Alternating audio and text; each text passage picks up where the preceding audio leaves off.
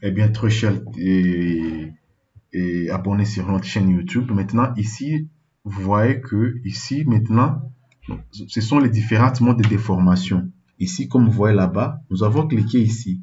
Ça n'a pas créé assez d'effets. Vous allez cliquer ici, ça n'a pas créé assez d'effets.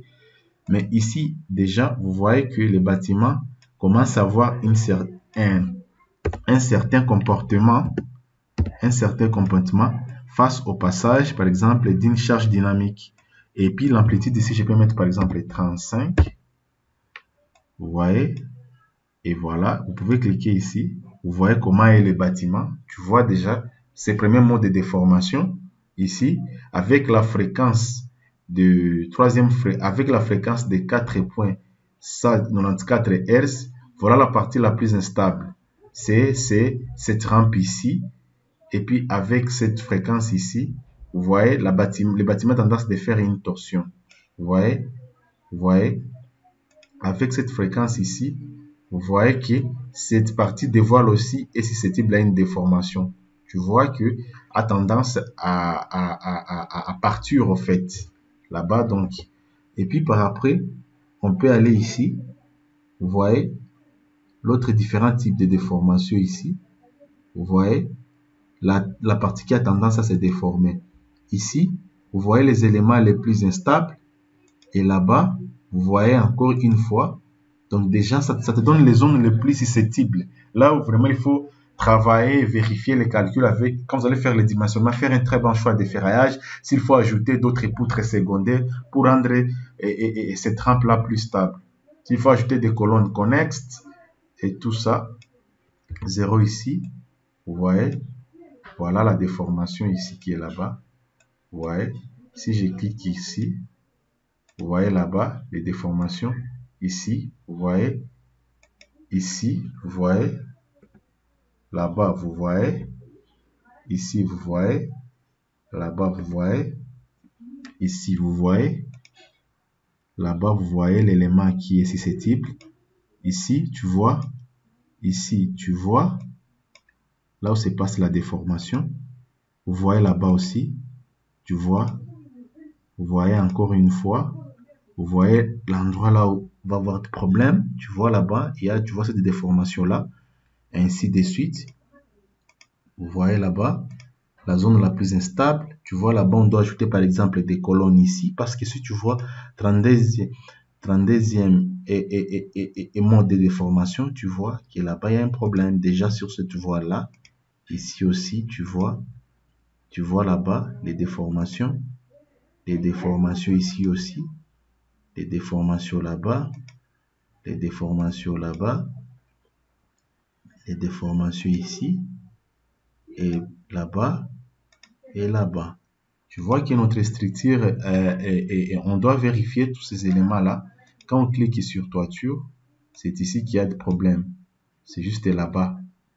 Et là-bas, quand on clique sur la rampe, c'est notre rampe qui a de soucis. Et quand on va sur L1, voilà notre élément qui a tendance à se déformer. Maintenant, nous allons faire l'analyse sismique. Pour faire l'analyse sismique, nous allons aller ici et puis on va éditer. Et puis là, nous allons déterminer, notre analyse sismique sera en fonction à combien de modes. Je peux faire l'analyse sismique en fonction de 40 modes, mais là, je vais faire en fonction de 20 modes pour réduire le temps de calcul. Et les résultats des camps de travail, ça peut même dépasser ça. Et les modèles d'amortissement critique, ça va être 5% selon Eurocode.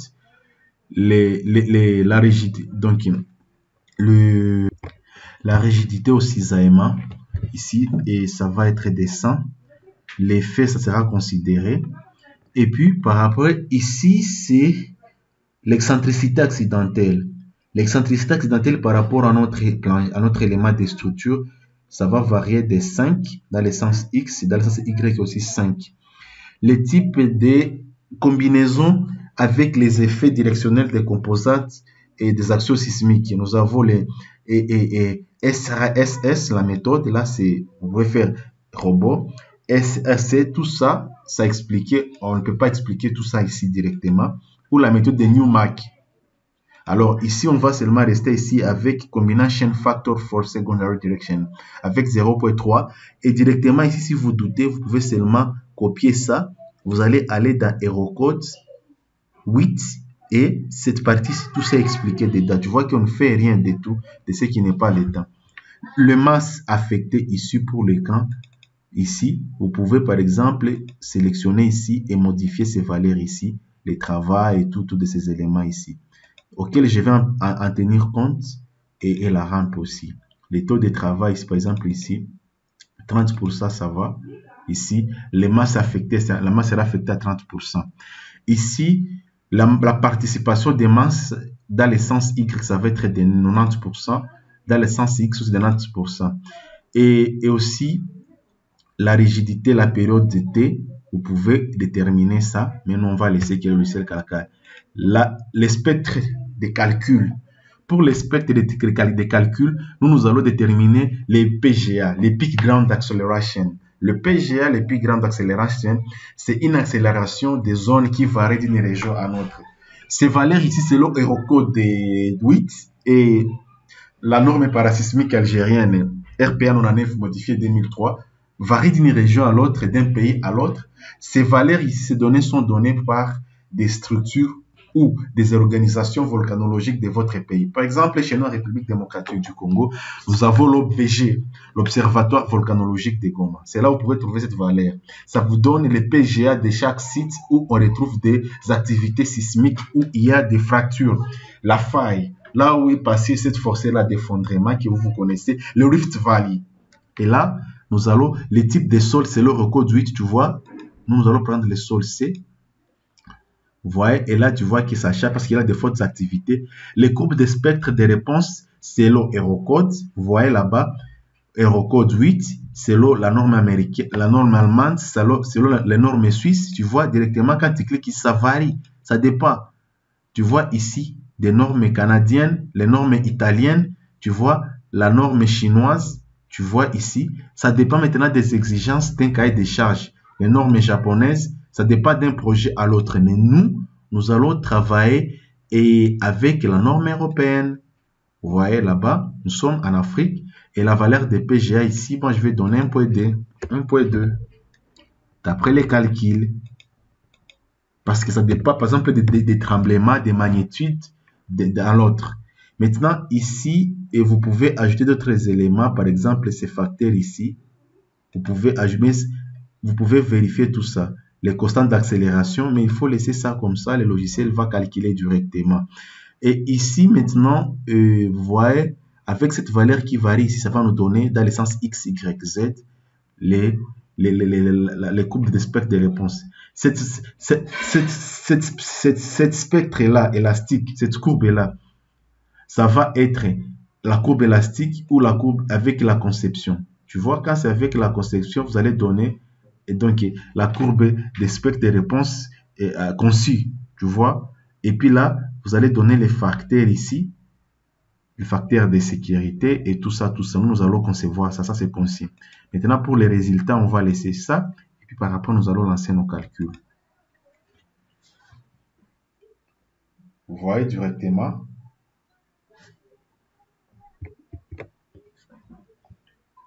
Ça va prendre beaucoup de temps. Ceux qui ont déjà travaillé avec robots, ils savent combien de fois que ce genre de calcul prend du temps. Mais avec aujourd'hui, la raison pour laquelle il faut migrer d'une version à l'autre, quand on dit d'utiliser de nouvelles versions, il y a beaucoup de choses qui ont été résolues, tu vois. Directement, ça est là-bas. Tous ces éléments, tous ces calculs, nous allons directement les retrouver dans Revit. La raison pour laquelle, parce que c'est avec ça que nous allons faire la descente des charges. Et puis, on peut aller au-delà pour nos calculs. Ici, tu vois, par exemple, je peux ajouter d'autres tâches. Ici, par exemple, on utilise les bore and soil profile, donc les forages. C'est lorsque ici, nous allons, par exemple, dimensionner notre fondation. Le pied, ça, quand on va dimensionner la semelle de fondation, et puis l'interaction sur les structures. C'est des éléments. Ici, je vais vous parler de ça, comment on peut dimensionner une fondation reposant sur donc une fondation profonde avec des piles et des piles cap, donc pile cap, donc reposant sur des pieux, les pieds forés ou les pieds bâtis, les notions des mécaniques des sols. C'est ici que tout va entrer ici. Même quand vous dimensionnez la fondation avec Robon, vous donnez tous ces notions ici. Et voilà, ici. Ici, maintenant, c'est dans le cas des Computer Aided Bridge Design, ici. CABD. Là, c'est quand je vais maintenant travailler sur les projets des ponts en utilisant par exemple ces modules ici, Watch, Which, ici, Sophistic Bridge. C'est là quand je vais modéliser un pont, maintenant que je vais utiliser ces éléments ici, déterminer le charge mobile sur une structure. Vous voyez, le charge mobile sur une structure, ainsi de suite, tous ces éléments ici. Parce que il y a beaucoup de choses que je devrais vous montrer. Vous modélisez seulement votre élément ici et vous envoyez directement ça là-bas. Et puis vous allez maintenant dimensionner. Parce qu'il y a une possibilité de dimensionner directement ici. Avec les états limites des services, on va dimensionner la poutre, ainsi de suite. J'ai déjà parlé de ça avec Sophistic 2020. Vous pouvez seulement regarder sur la chaîne. Et puis par après, I'm going back here. Et puis vous allez voir, il y a des choses qui se sont ajoutées. Tu vois maintenant dans les cadres sismiques, regardez.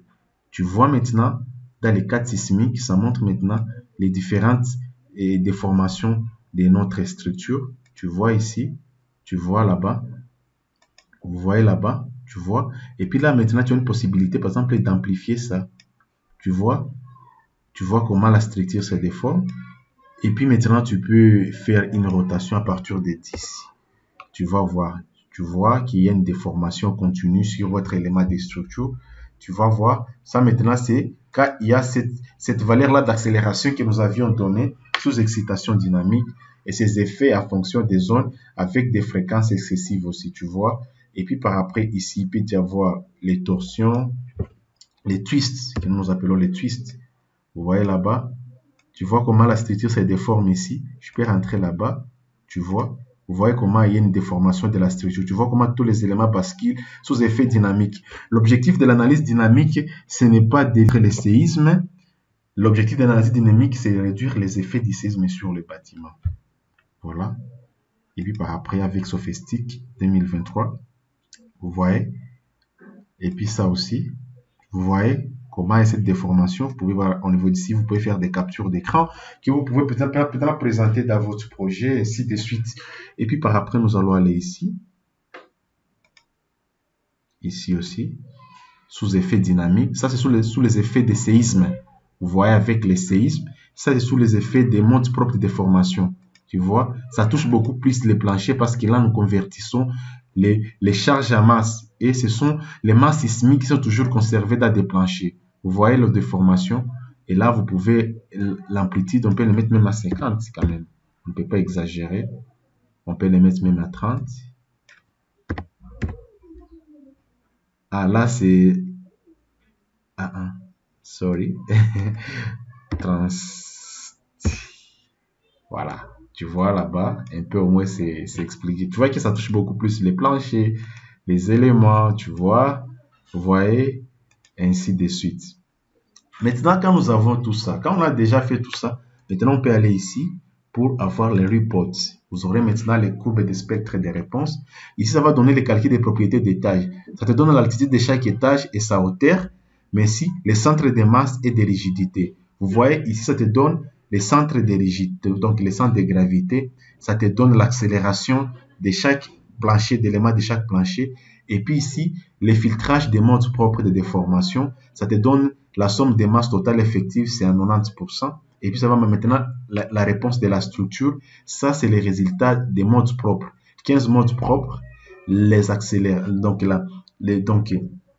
l'amplitude qui est là-bas, l'élongation, et puis la fréquence, la période ici. Ici, c'est l'accélération. Donc, l'accélération ici, seconde au carré. L'amplitude, l'élongation ici, la fréquence, la période et l'amortissement. Et puis par après, ici, ça me donne encore la même chose pour les calculs des modes propres. Ici, de 16 jusqu'à 20, ça me donne les caractéristiques. Et puis par après, ça va me donner maintenant les courbes des spectres et des réponses. Tu vois maintenant là-bas, ça doit prendre en charge maintenant tous les éléments Angel Value, donc les masses propres. Et là maintenant, c'est la courbe des spectres et des réponses de chaque élément de la conception selon Eurocode 8. Et puis maintenant là, nous allons maintenant enregistrer ça. Analyse sismique.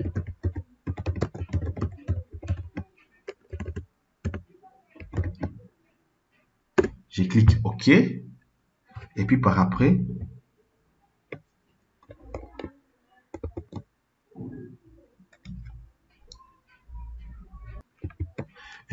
maintenant, quand j'ai tous mes éléments ici, vous voyez, imaginez si vous calculez ça avec la main. C'est directement l'interaction avec Revit. Maintenant, je vais aller ici.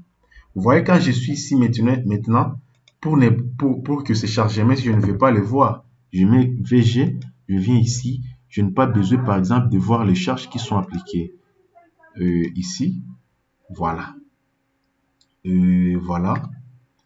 Maintenant, je ne vais pas voir le nœud, mais les membres analytiques, j'en ai besoin. Oui, des charges internes et des conditions d'appui. Pour l'instant, je n'en ai pas besoin. Ok, bon, ça peut rester.